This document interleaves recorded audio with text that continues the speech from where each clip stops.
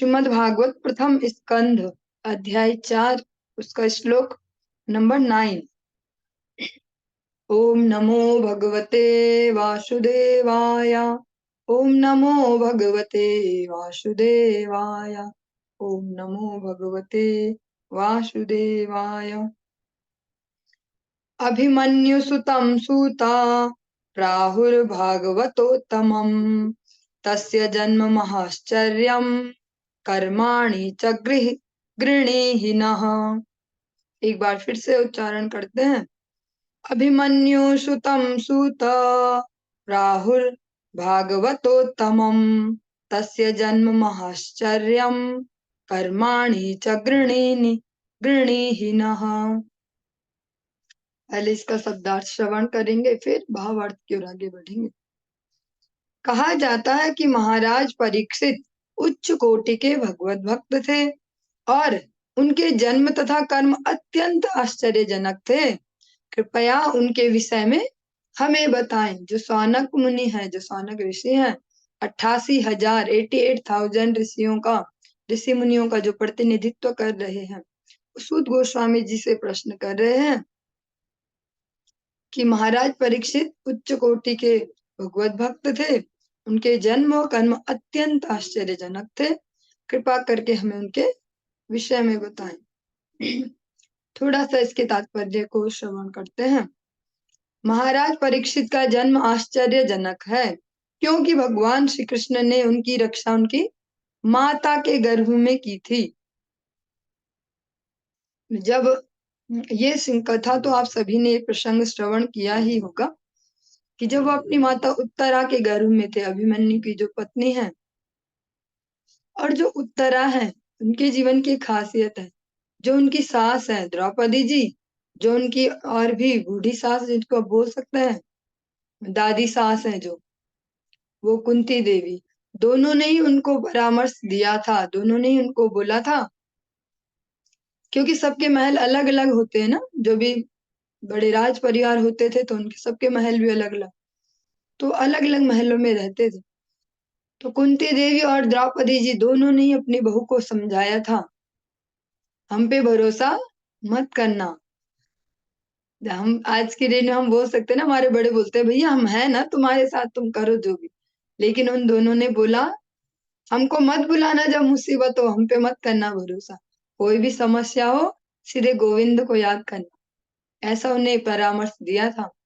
तो जब उत्तरा जी के गर्भ के लिए ब्रह्मास्त्र को भेजा अश्वत्थामा जी ने, तो फिर जब वो गर्भ को जलाने लगा, गर्भ में स्थित बालक को, तो भगवान को ही याद करती, क्योंकि उनके बड़ों ने उन्हें सही सलाह दी थी। इसीलिए बड़ा हो और सही सलाह दे तो जीवन धन्य हो जाता। तो उन्होंने फिर भगवान को ही स्मरण किया कि हे प्रभु, मेरा तो जो हो सो हो, लेकिन जो मेरे गर्भ में ये आपका भक्त है, आपके भक्तों का वंशज, इसकी रक्षा आप कीजिए। तो भगवान उत्तरा जी के गर्भ में ही पहुंच गए और वहां परीक्षित महाराज की रक्षा की।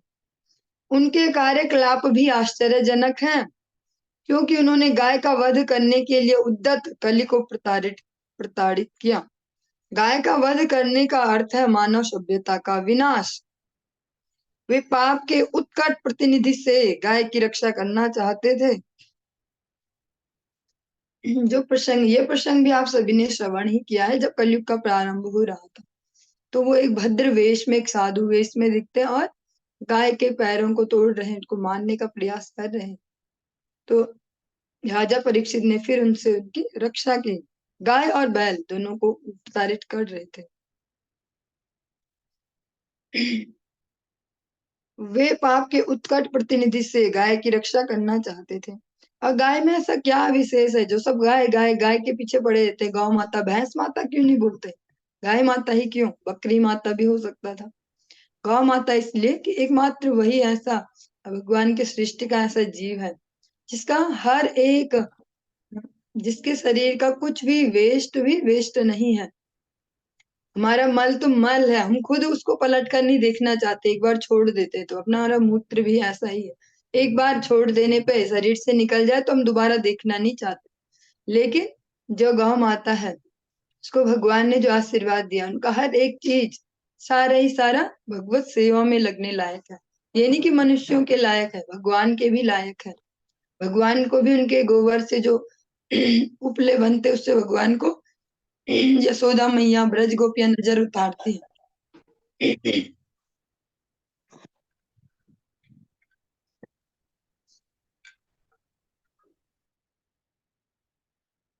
और जो गौमूत्र है वो भी सेवा में उपयोग होता है। भगवान के पूजा के लिए या भगवान की सेवा के लिए जहाँ पे भी कुछ करना हो, यज्ञ हवन आदि, तो गोबर गौमूत्र इनको ही मिला के वहां पे लिपाई की जाती ताकि पवित्र हो जाए वो स्थान। और उनका एक एक पदार्थ जो हमें प्रदान करते हैं, दूध दही घी मक्खन, सब भगवान के लिए उपयुक्त है, भगवान की सेवा में यूज होता है। इसीलिए जो महाराज परीक्षित है उन्होंने विशेष प्रयास किया गौ रक्षा के लिए। उनकी मृत्यु भी आश्चर्यजनक है, क्योंकि उन्हें मृत्यु की पूर्व सूचना प्राप्त हो चुकी थी, जो किसी भी मर्त्य प्राणी के लिए आश्चर्यजनक है। ऐसा हम सभी के लिए बड़ा आश्चर्यजनक है कि कैसे पहले ही पता है कि हम मरने वाले हो, आप इतने दिन बाद।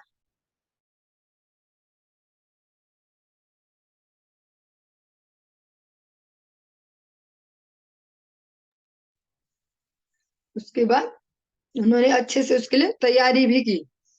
इस तरह उन्होंने गंगा के तट पर आसीन होकर और भगवान की दिव्य लीलाओं को सुनते हुए प्रयाण करने की तैयारी कर ली थी। वो भयभीत नहीं थे, डर नहीं रहे थे कि कहाँ जाऊं कहाँ जाऊं, जैसे कोई होते तांत्रिक या उनके पास जाऊं क्या, कोई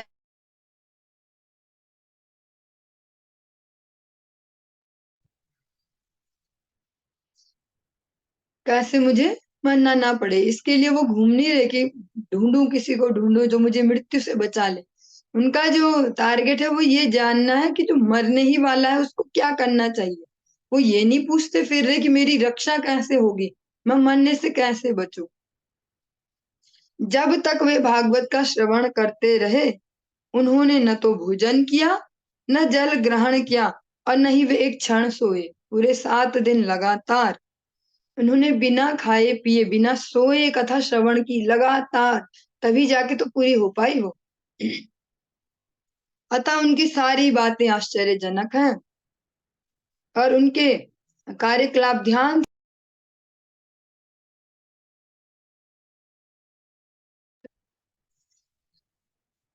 यहाँ पर उनके विस्तार में, उनके विषय में विस्तार से सुनने की सौनक जी इच्छा करते हैं।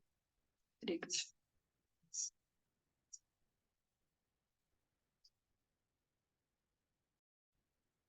हरे कृष्ण।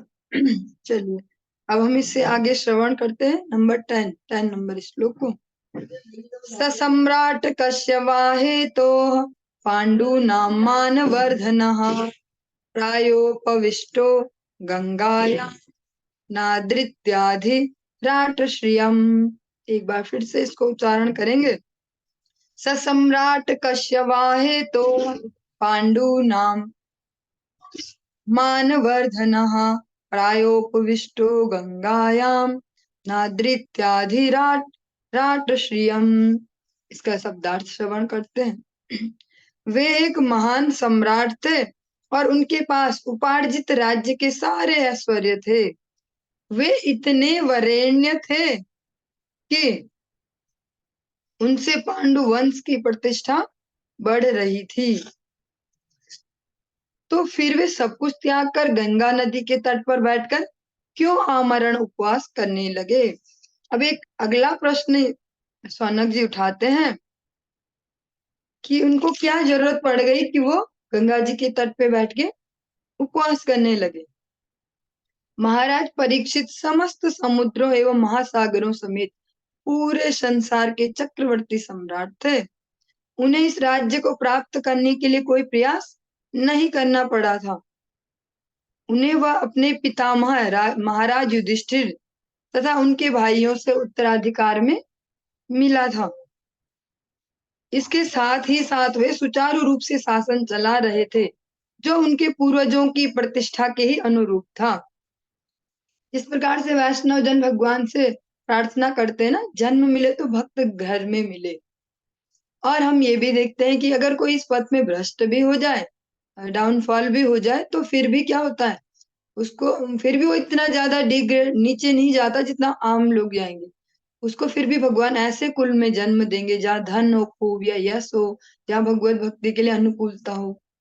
लेकिन जो परीक्षित महाराज है वो तो एक परम पवित्र आत्मा है। उनको जो जन्म मिला उनको सब कुछ ही मिला वहां।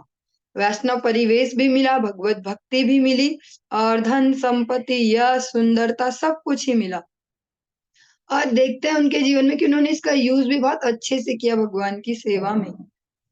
अ, इसमें एक बात आती है, अ, कई बार हम बोलते हैं ना कि जो लोग भगवान को नहीं मानते उन पे सब कुछ होता है और वो तो बड़े हैप्पी होते हैं, ऐसे ऐसे बोला जाता है, बढ़ रहे होते हैं। लेकिन ऐसा नहीं, भगवान अपने भक्तों को भी सब कुछ देते हैं जब देखते हैं कि ये इसका सही यूज करेगा।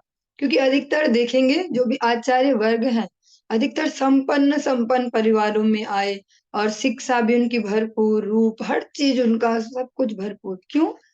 क्योंकि भगवान देते हैं उन्हें सब कुछ।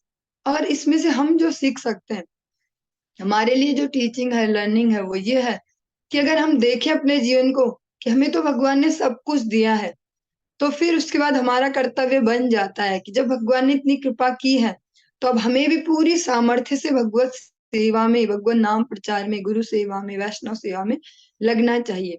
क्योंकि भगवान ने तो अपना कार्य कर दिया ना, जिसके लिए कोई भी बहुत ज्यादा परिश्रम कर रहा है कि थोड़ा सा ये हो जाए मेरे पे, थोड़ा ये हो जाए, अगर हमें भगवान ने वो पहले ही दे दिया है, हाँ फ्री में पहले से ही दे दिया है, तब हमारी बहुत ज्यादा जिम्मेदारी बढ़ जाती है कि हमें पूरे मन वचन प्राण से भगवान की और वैष्णव सेवा में, गुरु सेवा में लगना चाहिए।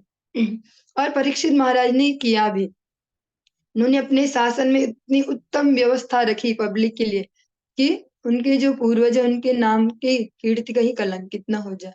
और भगवान का जो ब्रज धाम है, ब्रज धाम तो सब कुछ वहां नष्ट प्राय हो गया था सब। जो वज्रनाभ है, उन्होंने उसको फिर से, जो भगवान कृष्ण के परपौत्र वज्रनाभ, उन्होंने इसको फिर से एस्टेब्लिश किया, भगवान के विग्रह मंदिर। तो जो परीक्षित महाराज है उन्होंने उनकी पूरी हेल्प की थी। जब हम कभी गीता प्रेस गोरखपुर वाली जो भागवतम है उसके महात्म्य में पीछे लास्ट में है महात्म्य, 7-8 ऐसे ही अध्याय है कुछ, 5-6-7, उनमें इसको श्रवण कर पाते हैं कि जो परीक्षित महाराज है उन्होंने पूरी हेल्प की उनकी वज्रनाभ की, कि जो जो भी भगवान के फिर से जो विग्रह प्रतिष्ठा और मंदिरों को बनवाने को लेके जो सेवाएं थी, तो उन्होंने अपने जीवन में जो भी उनको भगवान ने दिया, भगवान ने भी कोई कंजूसी नहीं की उनको देने में। वो सब कुछ दिया, अच्छा कुल दिया, अच्छी विद्या, अच्छा रूप, सब कुछ दिया, धन पद, उन्होंने भी फिर कोई कंजूसी नहीं की भगवान की सेवा में। फलस्वरूप उनके ऐश्वर्य तथा प्रशासन में कुछ भी अवांछित नहीं था, कुछ भी अननेसेसरी नहीं था। उनके जो भी ऐश्वर्य है या जो उनका प्रशासन है, जो भी पब्लिक एडमिनिस्ट्रेशन उनका है, तो फिर वे क्यों सारा राजपाट त्याग कर गंगा के तट पर आमरण उपवास करने लगे? यह आश्चर्यजनक है। अतएव सारे जो ऋषि मुनि वो ये जानने को उत्सुक थे, ऐसी क्या बात हो गई जिसके पास कोई भी कमी नहीं है। उसने क्यों ऐसा डिसीजन लिया कि वो बिना खाए पिए अब अनशन करके गंगा जी के तट पे बैठ गए? सब जानना चाह रहे हैं।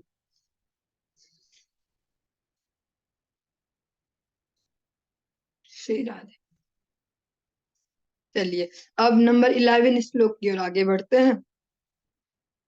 नमन्ति यत्पाद निकेतमात्मनः शिवाय हानिय धनानि शत्रवः कथं स वीरा श्रियमंग दुस्त्यजाम युवै सतोत्स्र महोसः सुभी। एक बार फिर उच्चारण करते हैं। नमन्ति यत्पाद निकेतमात्मनः शिवाय हानिय धनानि शत्रवः कथं स वीरा श्रियमंग दुस्त्यजाम युवै शतोश्रमश्रु महोसः सुभी। इसका शब्दार्थ हम श्रवण करते हैं, फिर एक्सप्लेनेशन की ओर बढ़ेंगे। वे इतने बड़े सम्राट थे कि उनके सारे शत्रु आकर अपनी भलाई के लिए उनके चरणों पर अपना शीश झुकाते थे और अपनी सारी संपत्ति अर्पित करते थे। वे तरुण और शक्तिशाली थे, और उनके पास अलभ्य राजसी ऐश्वर्य था, तो फिर वे अपना सर्वस्व, यहाँ तक कि अपना जीवन भी क्यों त्यागना चाह रहे थे? चलिए एक्सप्लेनेशन में थोड़ा सा श्रवण करते हैं। महाराज परीक्षित के जीवन में कुछ भी अवांछनीय नहीं था, कुछ भी अननेसेसरी नहीं था ऐसा जो छोड़ने लायक हो। वे नव युवक थे, वो कोई ज्यादा बड़ी उनकी एज भी नहीं हो गई थी कि वो हो गए हैं 60 70 80, ऐसे भी नहीं। बहुत ही कम एज में उनको राजगद्दी मिल गई थी, बहुत ही कम एज में उनका विवाह और सब उनका गृहस्थ भी प्रारंभ हो गया था, अभी भी उनकी ज्यादा एज नहीं हुई थी। वे नव युवक थे और शक्ति एवं ऐश्वर्य के साथ जीवन का भोग कर सकते थे। सारी इंद्रिय तर्पण के लिए भी शरीर उन पे उपलब्ध था, सब सामग्री भी उपलब्ध थी, राजा थे वो पूरे, चक्रवर्ती सम्राट। अतः सक्रिय जीवन से विश्राम लेने का कोई प्रश्न नहीं उठता था। तो फिर जो इतनी एक्टिव जो लाइफ चल रही थी उससे क्यों विश्राम लिया उन्होंने? उन्हें राज्य कर वसूलने में कोई कठिनाई नहीं थी, क्योंकि वह इतने शक्तिशाली एवं वीर थे कि उनके शत्रु भी उनके चरणों में शीश झुकाते और अपने हित के लिए उनको कहीं जाना नहीं पड़ता था, किसी पे हमला करेंगे, इस पे कब्जा करेंगे राज्यों पे। सारे राजा जो भी हैं वो उनके पास आ आके खुद ही शरणागत हो जाते, खुद ही अपना सर्वस्व उनको समर्पित करते, आप ही अब हमारे रक्षक हैं। इसका मतलब ये नहीं कि उन्होंने सब पे कब्जा कर करके अपने भंडार भरते जा रहे, बस उनको अपने संरक्षण में ले लिया। महाराज परीक्षित पवित्र राजा थे, उन्होंने शत्रुओं को जीत लिया था, अतः उनका राज्य वैभव संपन्न था। उनमें प्रचुर अन्न, दूध तथा धातुएं थी और सारे पर्वत तथा नदियां भर क्षमताओं से भरपूर थी। फलतः भौतिक दृष्टि से सब कुछ सेटिस्फैक्टरी था, संतोषप्रद था। अतः इस समय में अपना साम्राज्य एवं जीवन त्याग करने का कोई प्रश्न नहीं उठना चाहिए था। मुनिगण इसके विषय में सुनने के लिए आतुर थे और वो सारे मुनि जिज्ञासा कर रहे कि कोई अभाव भी तो नहीं था उनकी लाइफ में, सब कुछ बढ़िया भी था, परफेक्ट था, लेकिन क्यों क्यों उन्होंने अपना सारे साम्राज्य और सारे सुख छोड़ के गंगा जी के तट पे बैठ गए? जैसे जगत में है, जगत में भी ऐसा देखते हैं हम कि कई बार मनुष्य ऐसे डिसीजन ले लेते हैं, आत्महत्या जैसे भी सब कुछ होते हुए भी हमारे जानने में ही कोई है माता जी, 2 3 दिन हो गए अभी, तो दो, हाँ 3 4 दिन हो गए, तो वो दिल्ली में रह रहे थे। ऐसे डायरेक्ट जानने में नहीं, हमसे बातचीत वगैरह ऐसा कुछ नहीं था, बस रिलेशन में है गई दूर कुछ। तो उनका सब कुछ ओके था, पूरी लाइफ में सब कुछ जिसको बोलते हैं ना फिल्मी लाइफ, सब ओके, बहुएं बहुत बढ़िया, खुद भी उनसे बहुत अच्छा बिहेवियर, कहीं सास वाले वो रोल में भी नहीं आए कि तुम्हें अकड़ दिखाऊं, बहुत ही फैमिली है, बहुत अच्छे से। लेकिन उनके माइंड में एक बहुत सालों से एक सनक थी, और कई बार भाई कई लोगों से बोल चुकी थी कि मुझे मुझे मन करता है मैं मर जाऊं, और कई बार ऐसा कईयों से बोल चुकी थी, और बाहर से ओके लाइफ दिख रही थी बढ़िया सी, खुद भी हैप्पी, सबको खुश रखना, सबका ध्यान रखना, बहू को बड़े प्रेम से जैसे दिखाया जाता कि माता समान होनी चाहिए सारी फैमिली। लेकिन अ, कुछ शरीर की कुछ प्रॉब्लम थी, बीमारी वगैरह, तो उसको नहीं झेल पा रही थी, मतलब इतनी सहन शक्ति नहीं। तो अभी 4 ही दिन हुए और रात्रि में ही अ, सबको सबको फिट करके सब कुछ ठीक ठाक, और एक अच्छा से लेटर भी लिखा लंबा चौड़ा कि मेरे घर में सब ओके है, मेरे बेटे बहुत बढ़िया, मेरी बहू है बहुत ही बढ़िया, ऐसे ऐसे, और मैं अपने शरीर से ही दुखी होके ये स्टेप ले रही हूँ। उन्होंने आत्महत्या कर दी अपने ही घर में ही, अपने रूम में पंखे में लटक के। किसी के जीवन में हम दखल तो नहीं दे रहे, केवल मैं इसको यहाँ पे एज ए दृष्टांत ले रही हूँ कि जैसे अ, भगवत भक्ति का जो रोल है हमारे जीवन में, जो आध्यात्मिक जीवन का कितना बड़ा है। हम सोचते हैं ना कि अभाव में ही लोग ऐसा स्टेप उठाते हैं, लेकिन वहां कोई अभाव भी नहीं था उनके जीवन में। पर अभाव क्या है? सबसे बड़ा अभाव आत्मा का अभाव। आत्मा जब प्रसन्न नहीं होगी तभी ऐसे विचार आएंगे कि बस शरीर हत्या कर दे, हम शरीर मिटा दें, ऐसे ऐसे। और आत्मा किससे पुष्ट होती है? भगवान नाम से। अगर भगवान नाम हमारे जीवन में नहीं है तो कितना ही सब कुछ अनुकूल हो, परिवार अनुकूल, धन संपत्ति सब कुछ अनुकूल, फिर भी शांति नहीं होगी।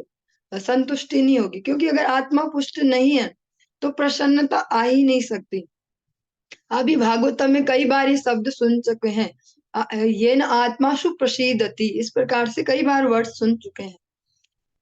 क्योंकि भगवान ही एकमात्र ऐसे तत्व हैं जो हमारी आत्मा को संतुष्टि दे सकते हैं, जगत की वस्तुएं नहीं।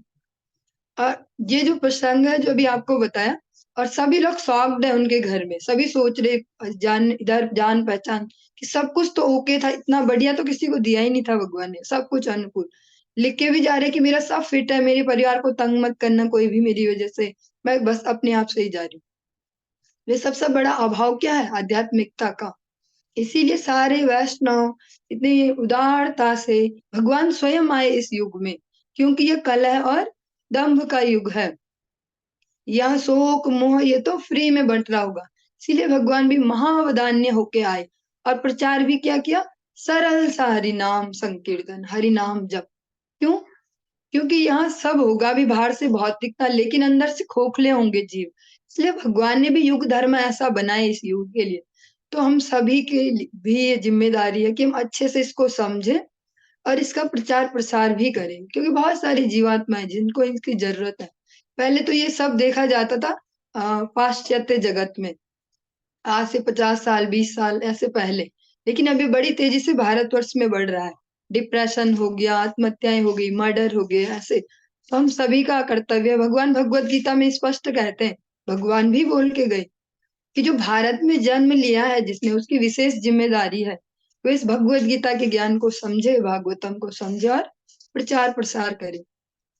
हम अभी चर्चा कर रहे थे परीक्षित महाराज की, कि वे भी गंगा जी के तट पे अनशन करके बैठे हैं, लेकिन वो किसी जागतिक अभाव से नहीं छोड़ रहे हैं शरीर, या वो किसी अभाव के कारण वहां नहीं बैठे कि मेरे पास तो कुछ भी नहीं है, अब मैं मर जाता हूँ। वो वहां पे बैठे ये जानने को कि शरीर मिला किस लिए था, अब मुझे ये छोड़ना ही है 1 हफ्ते बाद, तो मैं ये जान तो लूं कि मिला किस लिए था, मैं वो कर तो लूं जिस लिए मिला था। चलिए 12वें नंबर श्लोक की ओर आगे बढ़ते हैं। शिवाय लोकस्य भवाय भूतये या उत्तम श्लोक परायणा जनाः जीवन्ति नात्मार्थमशौ पराश्रयम् मुमोच निर्विद्य कुतः कुतः कलेवरम्। एक बार फिर से उच्चारण करते हैं। शिवाय लोकस्य भवाय भूतये या उत्तम श्लोक परायणा जनाः जीवन्ति नात्मार्थमसौ पराश्रयम् मुमोच निर्विद्य कुतः कलेवरम्।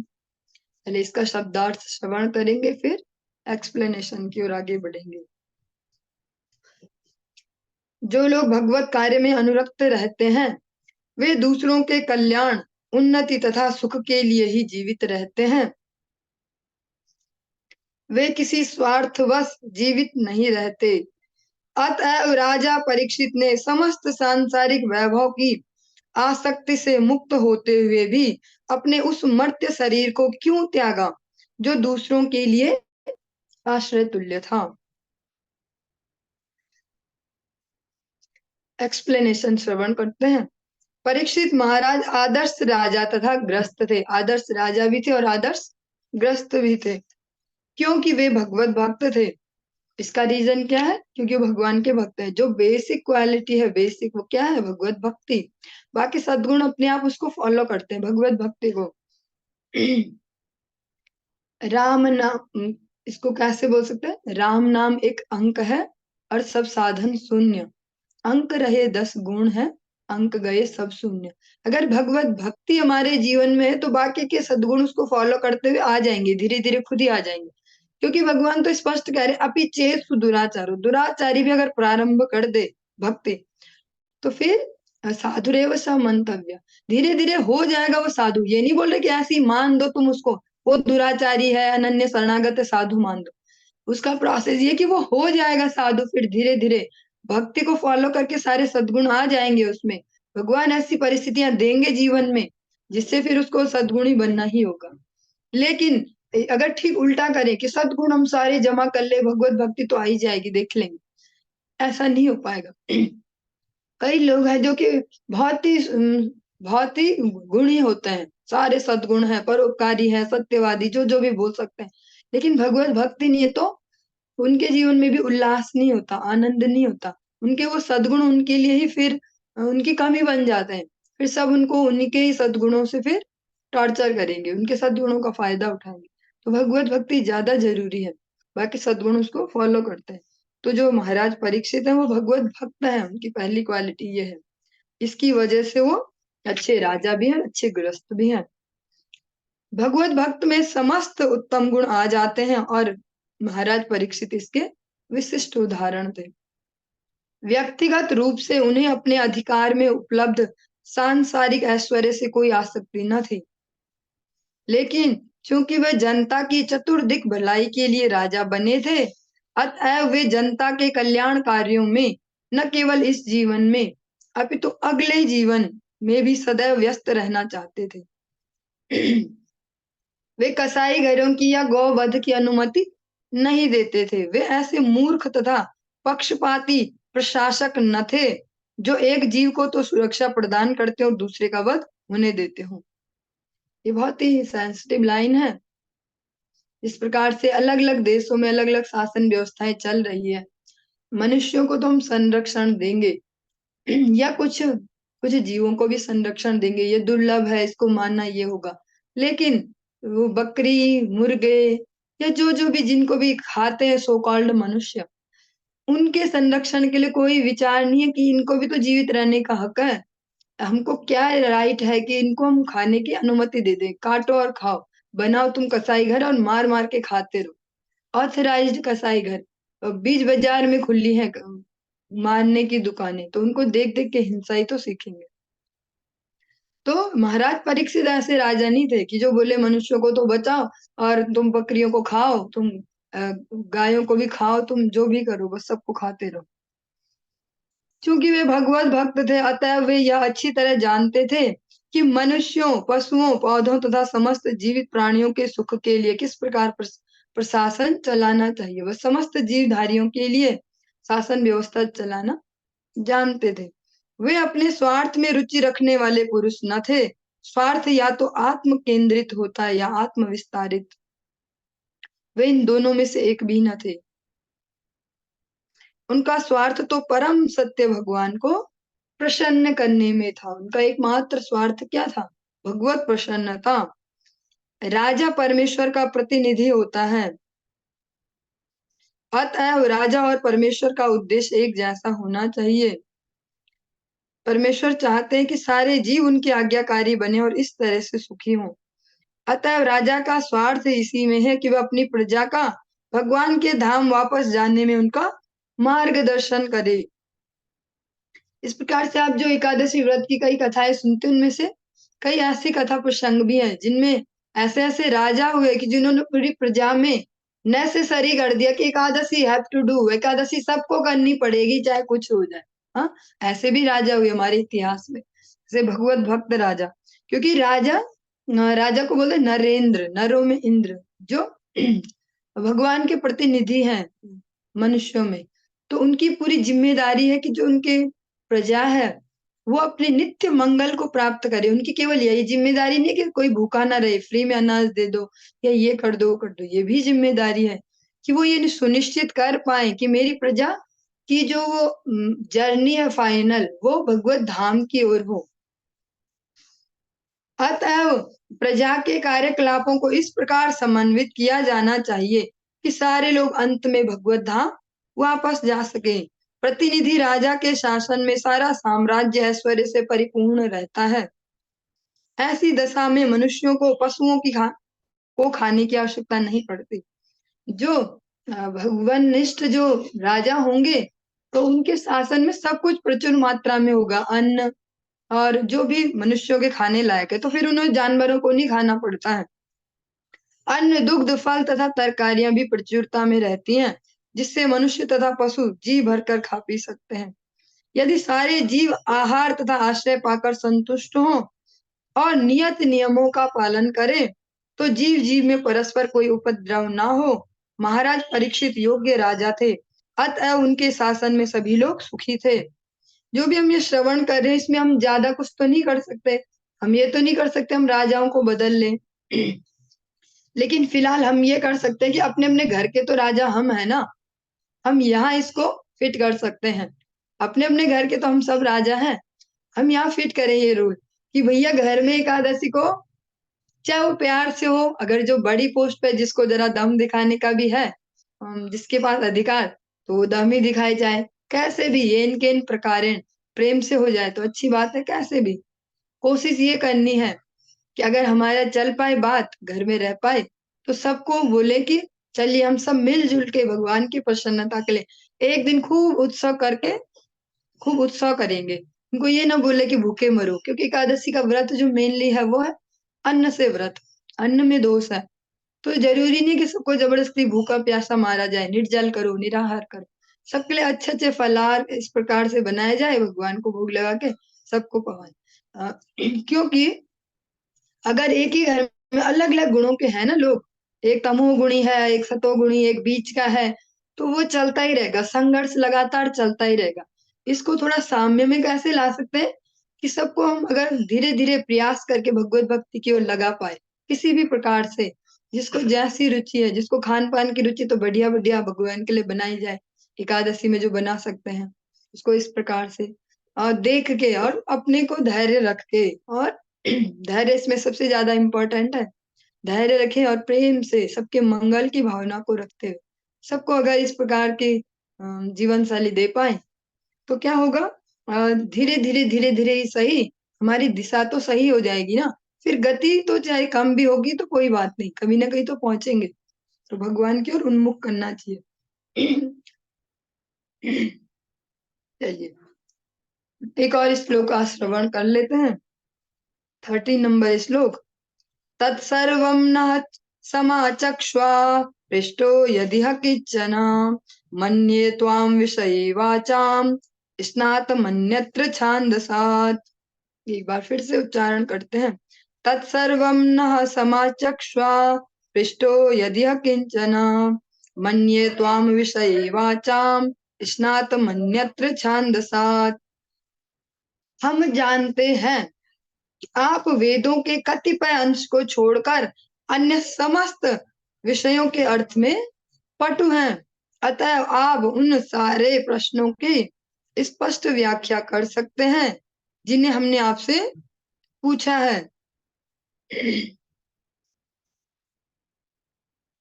और जो सौनक जी हैं वो सारे ऋषि मुनियों की तरफ से सूत जी को बोलते हैं कि हम जानते हैं कि आप वेदों का जो भी सार है, समस्त जो भी विषय हैं, अलग अलग उसमें जो सब्जेक्ट्स हैं, आप उनमें निपुण हैं, और आप जो हमने प्रश्न आपसे पूछे वो अच्छे से बता सकते हो, अच्छे से एक्सप्लेन कर सकते हो, इसीलिए हमने आपसे पूछा है। वेदों तथा पुराणों में वही अंतर है जो ब्राह्मणों एवं परिव्राजकों में होता है। ब्राह्मण वेदों में वर्णित कुछ सकाम यज्ञों को संपन्न करने के लिए होते हैं, लेकिन परिव्राजकाचार्यों या विद्वान उपदेशकों का कार्य दिव्य ज्ञान को सब तक पहुंचाना होता है। अतएव परिव्राजकाचार्य सदा वेद मंत्रों के उच्चारण में पटु हों या आवश्यक नहीं, जिनका अभ्यास ब्राह्मणों द्वारा लय युक्त उच्चारण में नियमित रूप से किया जाता है, क्योंकि ब्राह्मण वैदिक अनुष्ठानों को संपन्न कराने के लिए होते हैं। लेकिन इससे यह नहीं समझना चाहिए कि ब्राह्मणशील उपदेशकों परिव्राजकों की